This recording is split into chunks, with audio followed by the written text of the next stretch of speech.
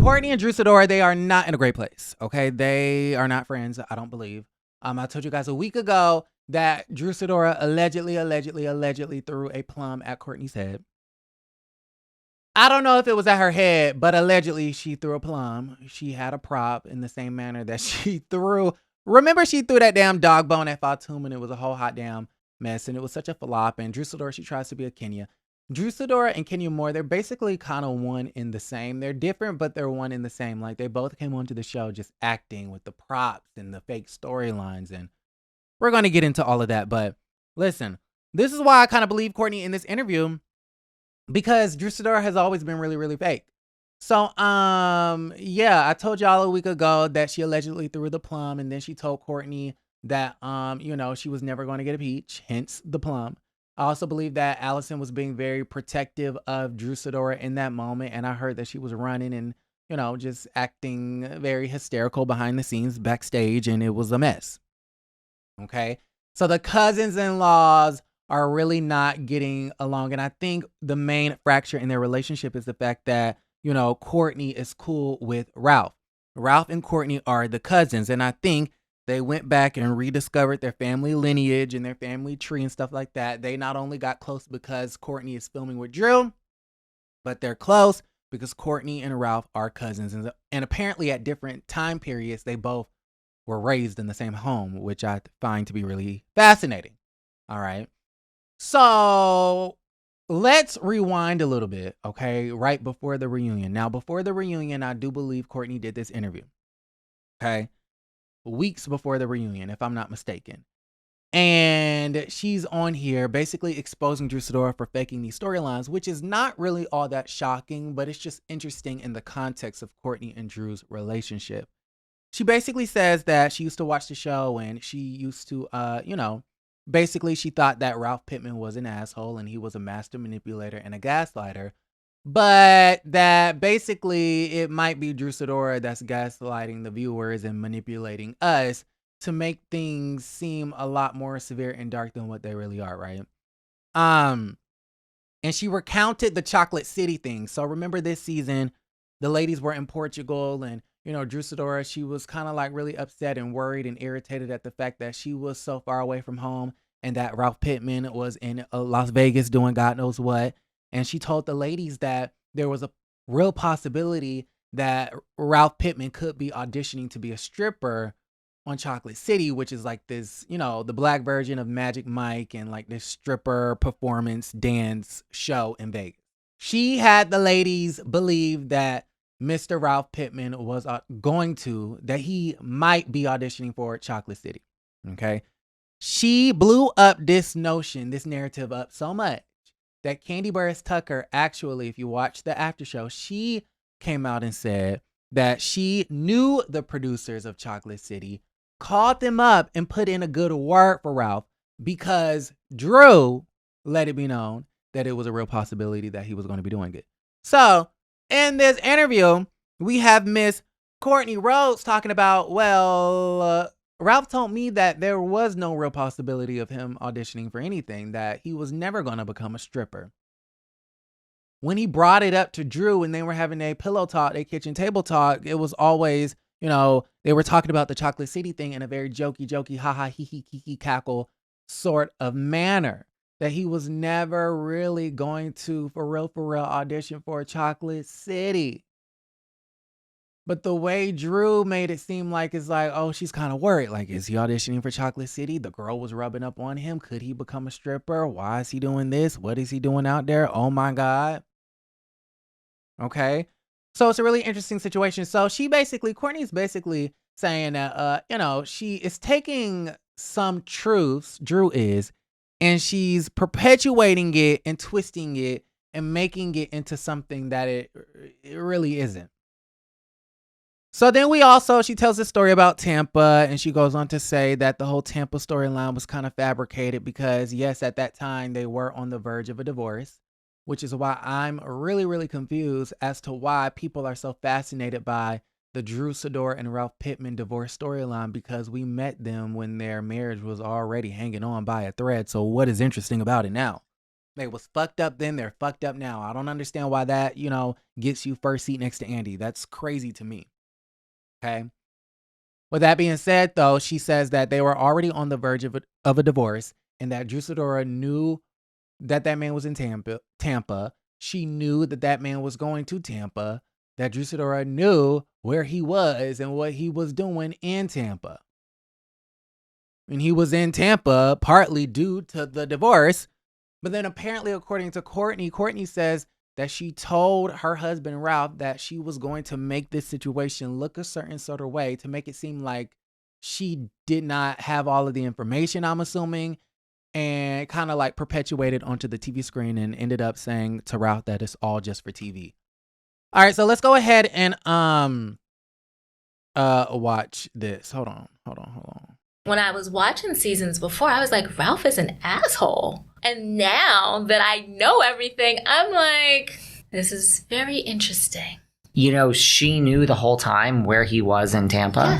Yes. They went with this storyline not knowing it would go as far as it went. So I believe that this is part of the reason why Courtney got a plum thrown at her, allegedly. Because Ralph is now in Courtney's ear doing this. And Courtney's probably at the reunion taking what was in her ear and now spewing it out on camera doing this. Okay. You want to do this, but you don't want to do this? No. And so Drew probably doesn't like that. She don't like the fact that Ralph is sitting here telling Courtney stuff. She doesn't like the fact that now Courtney is kind of like Team Ralph against Drew. So that means you get a plum thrown at your head, allegedly. Okay, and I heard Allison wanted to fight the girl too, allegedly. Listen, I don't know if the plum thing is true, but that's just what I heard. All right, so y'all got to let me know how y'all feel about that situation in the comments down below. I thought it was pretty interesting. If you want to watch the whole thing, shout out to David. Links will be in the description box down below.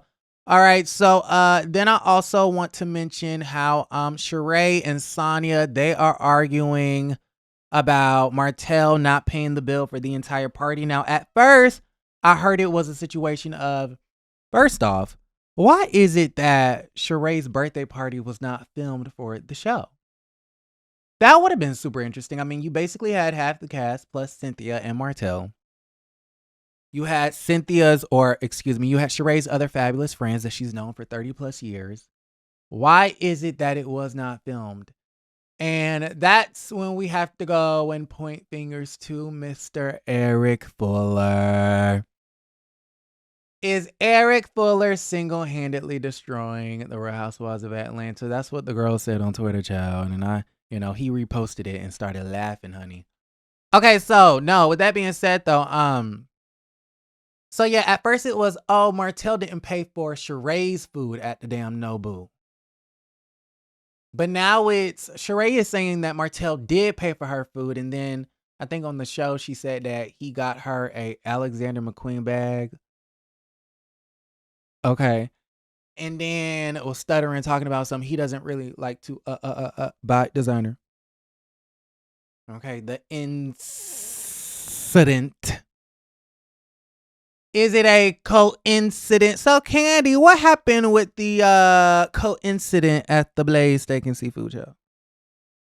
Okay, anyways, so Chile. Child, they arguing. So I don't know if Martell paid for the food or not, or I don't know if Sonia was expecting Martell to pay for everybody's food. I don't really know what the true tea is. They argued about it, and child, it was really interesting. I really couldn't hear a word neither of them was saying, but I just want to let y'all know that this was probably the most interesting argument of the entire season, and it wasn't even really on the show. This is on the after show. Okay, so watch this. When you got there and figured it out, you still wanted your meal to be paid for? When you got there and you didn't know? No, but Sheree, hold on, no. Empty-handed? You're not 5 years old. I'm not gonna run to the store to go buy you a gift. And you're grown. Why would I pay for you and your husband's dinner? I paid for y'all to eat at Austin's birthday party. I didn't ask y'all a chip. All right, so listen, so yeah, that's that. And then y'all, they're calling Sheree slow. Okay, literally, I am watching Family Feud onto the YouTube, right? the clips on YouTube, and the people are saying that Sheree is slow, that she's a flop, because she was chosen, her and Kenya were chosen to play Fast Money, right? So last night, the ladies, they went on to the Family Feud, and it was the Real Housewives of Atlanta versus the Real Housewives of Orange County. And thankfully, shout out to the girls, they won against OC. But the thing is, which I'm really happy about, because y'all know me.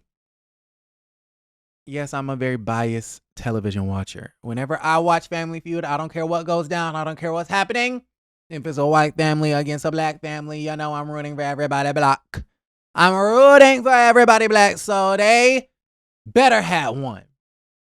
But child, they lost the $25,000 when it came to the Fast Money for their charity foundation and whatnot. Because Sheree sucked. I mean, Sheree did such a bad job. I was so embarrassed. I was pissed. I commented on the video. I was like, Sheree just pissed me the fuck off. Sheree really pissed me off. They said, name a word that rhymes with poodle. Sheree said toodle. Okay. Sheree, do you know how to play Family Feud? You want to try to pick the popular answers. We surveyed 100 women. Okay. If I had to guess what 100 women are saying rhymes with poodle, my first inkling would be noodle. Is toodle even a word? I'm a little bit confused at this situation. Y'all, just watch it. How long could you go without talking before you explode? A week. Name a part of a rented tuxedo. The cummerbund. Name a place where it's easy for parents to lose track of their kids. The mall. At the park. Name a word that rhymes with doodle. Poodle. Noodle. Name a joyous occasion in a person's life. Wedding. Retirement. Oh. Retirement. A joyous occasion in somebody's life. Retirement. You think that that's the first joyous occasion on top of people's minds? I felt like anybody would have said wedding. And maybe graduation after that. Retirement. Retirement is a joyous occasion, but again, it was a survey of 100 women to be exact. Women they look forward to weddings more than men do, I think. I'm confused. Like, Sheree. What? Y'all, this was her score. Mind you, in order to win the $25,000 for the charity, they had to make it to 200 between Kenya and Sheree. And Sheree herself only made it to 34, which would mean that Kenya would have had to do 166 points. And I think they lost it by 6 points. Thankfully, 3 of Kenya's answers were, the number one answers. Because if they weren't even going to make it that far. Y'all gotta let me know how y'all feel about the situation in the comments down below. Like the video, subscribe to the channel, and don't forget to create a great day.